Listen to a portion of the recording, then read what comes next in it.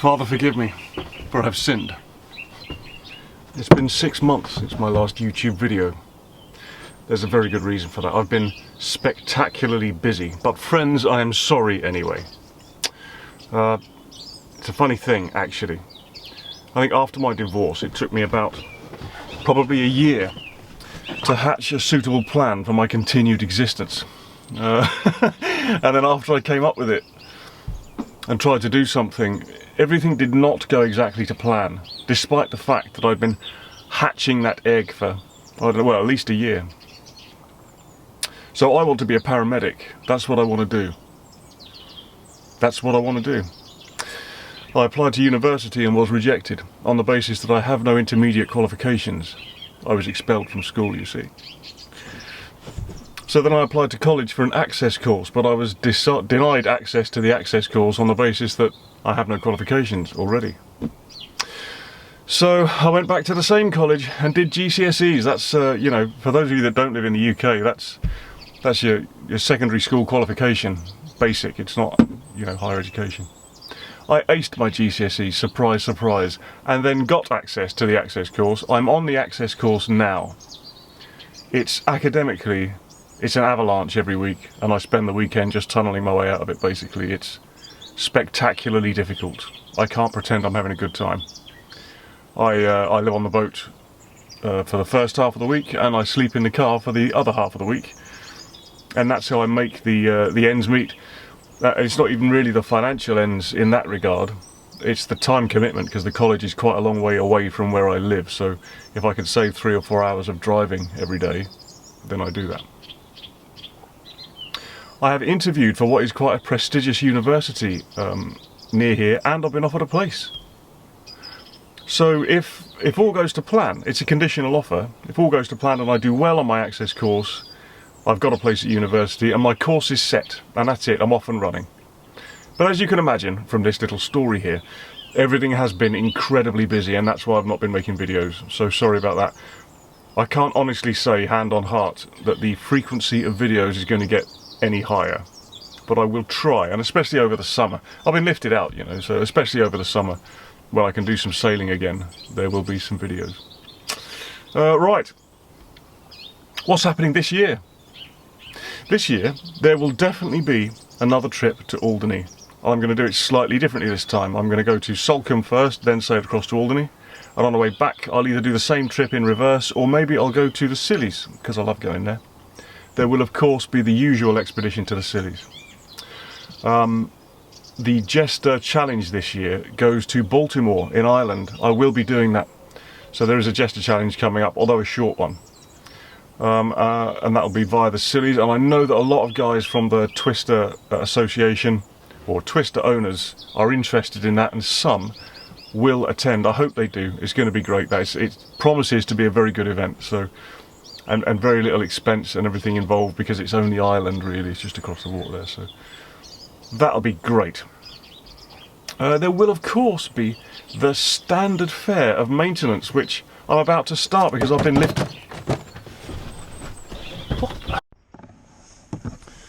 Some days are just good days, aren't they? Yes, so upgrade number 1 then, I'm going to be fitting a Bruntons auto prop. I've gone for the 2-blade model. We don't do unboxings on this channel. Let's get it out of the box. I mean, it's just a propeller at the end of the day, isn't it? It's beautiful! Oh, look at that! Wow!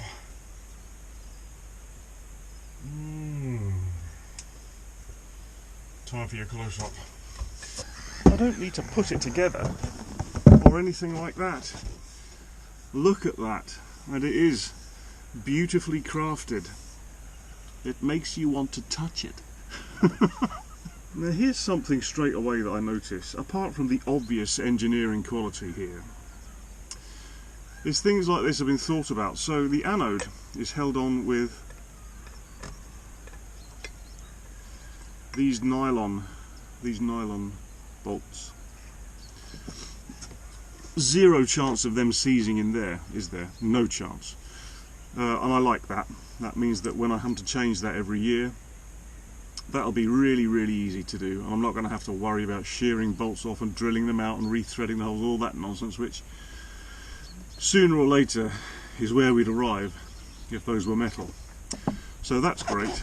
And what that also does, of course, is leave me with 2 threaded holes right there, which is perfect for when I want to put an extractor on there and remove the prop. So that's great, and certainly anyone that's ever dealt with any problems like this before, like removing flywheels or propellers from tapered shafts, if you see a couple of threaded holes on whatever it is you're working with, you know that you're going to have an easy time of it, because you can very easily make a tool to do that.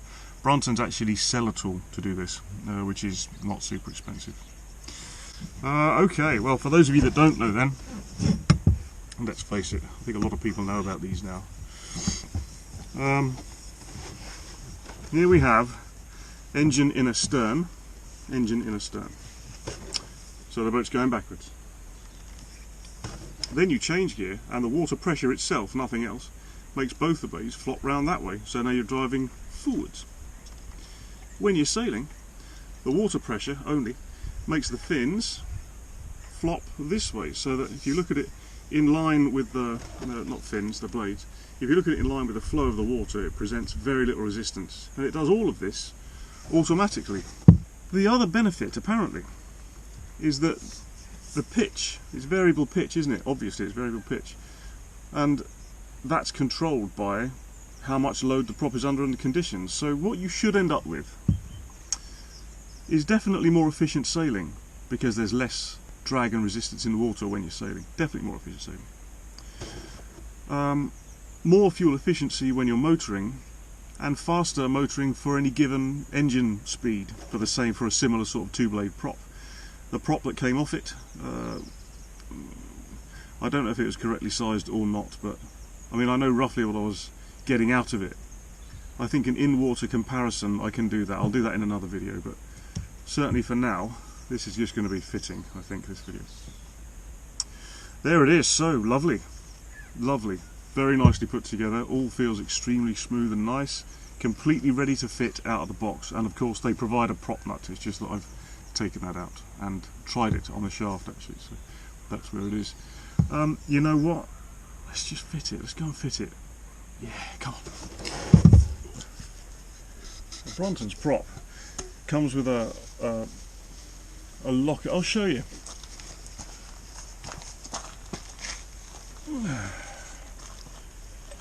It comes with a locking nut there, a grub screw that locks the prop nut in place.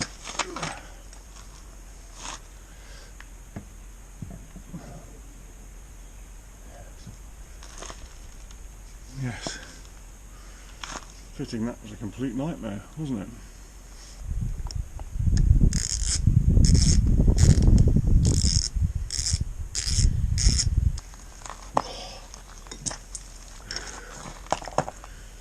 To be fair, you know, it doesn't have to be. You don't have to bend it off in there, you know what I mean?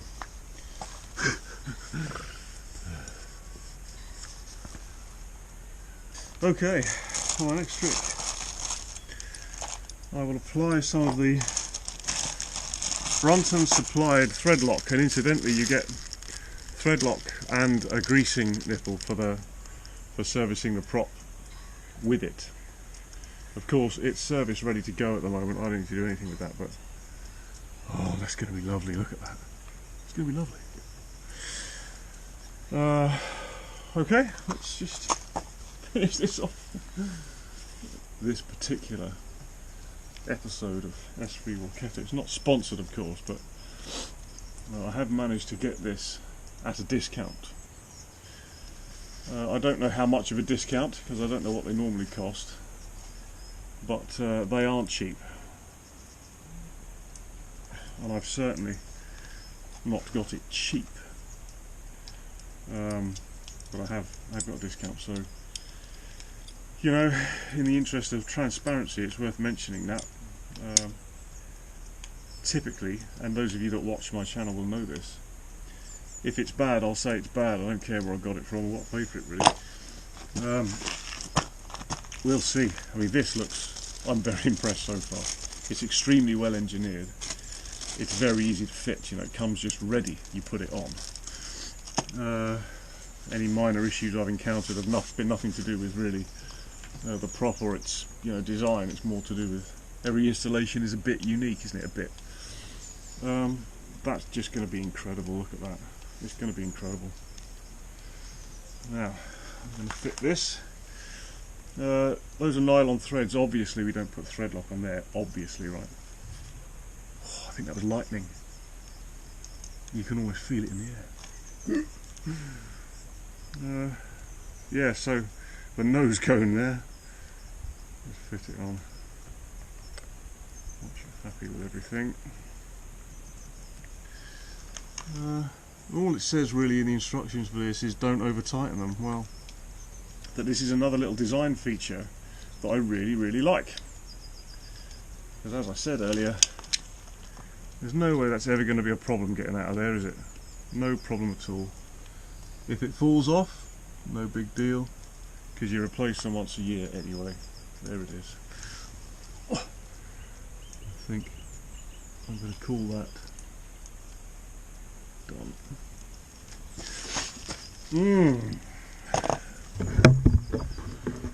Behold.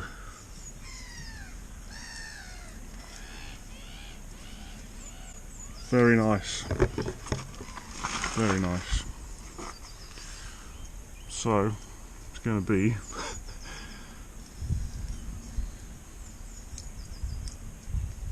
quite remarkable, isn't it? Look at that. So engine in ahead, engine in stern, and sailing. Very nice. They're quite a lot heavier. They're quite a lot heavier than an ordinary propeller. However, as long as your cutlass bearing is in good order, and this one is, there's hardly any play in it. It shouldn't be a problem, but they do actually say in the fitting instructions that if the cutlass bearing is worn, if it's worn, then you should replace it because you can get vibration otherwise. I think mine will be fine. That's it, ready to go. I'm going to coat that in some lanolin. That's what I use on my props because it keeps them. It seems to anyway. It seems to work for me. So I've got some of that back at the back cave. I'll get that, bring it down. That's it. Job's a good one. All right. Also, I've got some gel coat repairs to do here, and some holes to make good. I've already installed a new gas locker. There's the outlet for that, although it's not fully fitted yet. But I've switched to safe fill bottles, because they cost about a sixth of the price to fill, and they're as light as a feather, and you can carry more gas. They work. I mean, they work for living aboard. They work for living aboard. I don't know if they would really be worth the investment if you weren't living on it, because I think it's 8.5 kilogram bottle was 300 quid, empty. Of course you own it, you never have to give it back, and they last a long time, and if you're filling them regularly you very soon realise that there's economy in that, but otherwise probably not worth it. Oh, look at that. Oh, that's lovely. I can't wait to see what that looks like, how that performs. That's going to be great, isn't it? Beauty. Alright. See you next time for another gripping update.